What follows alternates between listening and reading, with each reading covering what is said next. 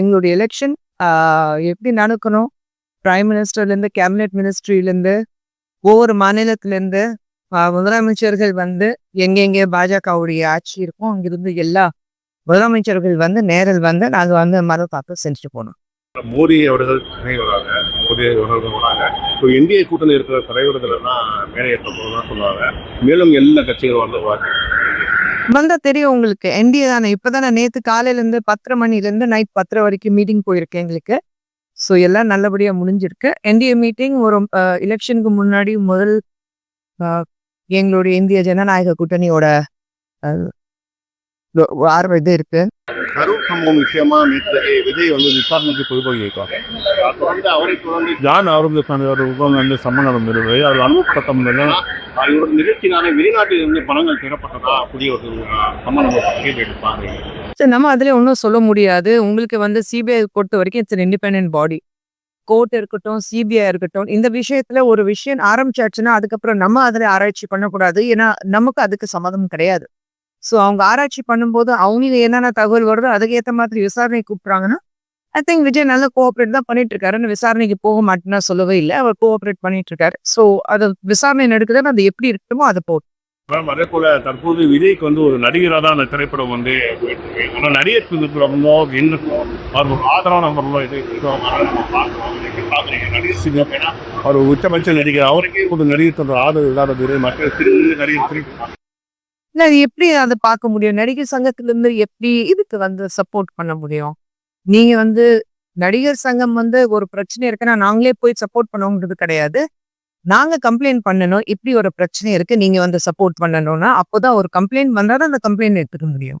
அவ்வளவுதானே இருக்கு. இந்த விஷயம் வந்து அதாவது மலையாள தெலுங்குடைய ஏத்திரி படம் தான் தமிழ்ல அவங்களுக்கு பண்றாங்க.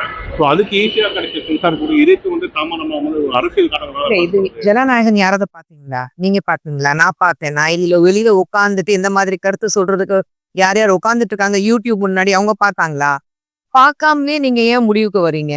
இப்போ சென்சர் போர்ட்ல அதை கிளியர் பண்ணலைன்னா நிச்சயமாக அங்க சென்சிபிலிட்டிஸ் இருக்கும். அவங்க அதை பார்த்துட்டு வேண்டாம்னா சொல்லியிருப்பாங்க. இதே ஜனநாயக மட்டுமல்ல, நீங்க பராசக்தி சொல்லும் போது அதுக்கு வந்து சிபிஎஃப்சில இருந்து தடை இருக்குன்னு சொன்னாங்க. வந்துச்சு, ரிலீஸ் பண்ணிட்டாங்க. ஆனா அதுக்கு வந்து ரெட் ஜாயிண்ட் அத்தனைக்கு ரிலீஸ் பண்ணியிருக்காங்க. அதுக்கு எதிர்ப்பு தெரிய வச்சது யாரு? உங்க கூட்டணியில இருக்கிறது காங்கிரஸ் தானே. கூட்டணியில இருந்து இந்த ஜனநாயகத்துக்கு மட்டும் இல்ல, நீங்க வந்து பராசக்தியை பேன் பண்ணணும் ரிலீஸ்க்கு அப்புறம், பார்த்ததுக்கு அப்புறம். இந்த மாதிரி படம் பார்க்காமயே ஒரு முன்னாடியே உட்காந்துட்டு நானும் கேமரா முன்னாடி நின்றுட்டு பேசுவேன், கருத்து சொல்றவங்களும் இப்போ எல்லாம் எல்லா இடத்துல காளான் வளரும் பாருங்க. ஒரு மழை வந்தோடனே அந்த மாதிரி எல்லா இடத்துல வளர ஆரம்பிச்சுட்டாங்க.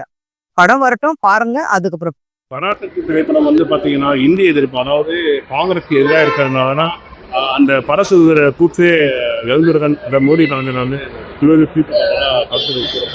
அதான் எல்லாருடைய கருத்துக்கு சொல்றதுக்கு அதுக்கு பதில் கொடுக்கறதுக்கு நான் உங்க முன்னாடி நிக்கல. தற்போது நேற்றைக்கு வந்து பாத்தீங்கன்னா வேலைத்திரையில ஒரு இளைஞரை வந்து ஒரு 4 பேர் கட்டிய வீடியோ பாக்குறீங்க. முதல்ல தமிழகத்திலே இருக்கிறது திமுக ஆட்சியில அடிப்படையில இருக்கிறது பெரிய பிரச்சனை வந்து டாஸ்மார்க் போதைப் பொருட்கள். நம்ம இளைஞர்கள் வந்து எந்த அளவுக்கு பாதிக்குதுன்னு நம்ம பார்க்கணும். லா அண்ட் ஆர்டர் சுத்தமா இல்ல. முதலமைச்சருக்கு கீழே தான் வரும் லா அண்ட் ஆர்டர்.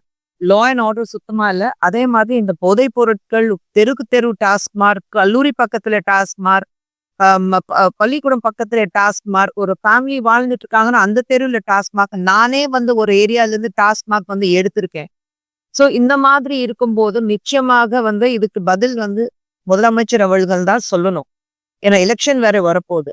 இந்த எலெக்ஷன் வரும்போது போதைப் பொருட்கள் சுத்தமா இருக்காது. ஏழைங்களுக்கு அதுல சம்மதம் இருக்காது. டாஸ்மார்க் வந்து இருக்காது. 10 மணிக்கு மேல உங்களுக்கு காசு வராது. தமிழக கவர்மெண்ட் வந்து டாஸ்மார்க் மட்டும் நாங்க நம்பி இருக்க மாட்டோம்னு ஏன் சொல்ல மாட்டேங்கிறாங்க? எத்தனை தாய்மார்கள் கம்ப்ளைண்ட் பண்ணிட்டாங்க. எத்தனை டெய்லி நம்ம இந்த மாதிரி பிரச்சனைகள் பாசிட்டிவ் தான். இதுக்கு முதலமைச்சர் தான் பதில் சார்.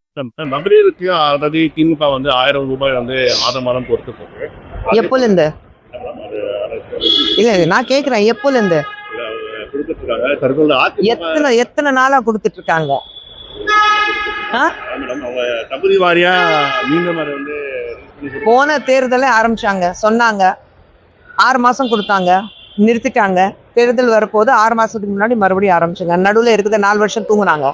இன்னும் நம்ம இந்த நிதி நெருக்கடியில தற்போது அதிமுக வந்து தேர்தல் அறிக்கையில பெண்களுக்கு 2000 ரூபாய், ஆண்களுக்கு வந்து இலவச பேருந்து இந்த மாதிரி திட்டங்கள்லாம் கொடுத்துருவாங்க. இருக்கக்கூடிய நிதி நெருக்கடியில் 1000 ரூபாவே கொடுக்கக்கூடிய முடியாத சூழ்நிலை 2000 ரூபாய் எப்படி கொடுக்க முடியும்னு நினைக்கிறீங்க?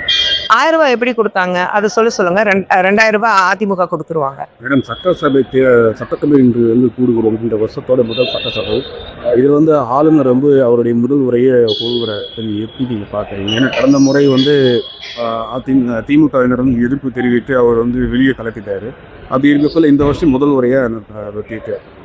இந்த வருஷமும் அவங்க கிளம்புவாங்க. திமுக காங்கிரஸ்க்கு இருக்கிற ஒரே வேலை, நாங்க ஏதாவது வந்து எதிர்ப்பு தெரிய வைக்கணும். அது மக்களுக்கு சரியா இருக்கோ இல்லையோ, நம்மளுடைய தமிழகத்துக்கு கரெக்டா இருக்கோ இல்லையோ, நம்ம வந்து நியூஸ்ல இருக்கணும். நியூஸ்ல இருக்கிறதுக்கு நாங்க வெளிநடைப்படுவோம்னு சொல்லிட்டு வெளியில போயிட்டே இருப்பாங்க. அதே மாதிரி என்டிஏ கூட்டணியில் வந்து பாமக தரப்புக்கு இருந்த அன்புமணி ராமதாஸ் தலைவராக இருக்கார். இப்போ அவர் வந்து கூட்டணி குறித்து பேச்சுவார்த்தை நடத்தினா அன்புமணி மேலேயும் பிரதமர் மேலேயும் நாங்கள் வழக்கு போடணும்னு சொல்லிட்டு ராமதாஸ் அது அவங்களுக்குள்ள பர்சனல் விஷயம். அது நான் வந்து கமெண்ட் பண்ண முடியாது. தேங்க்யூ.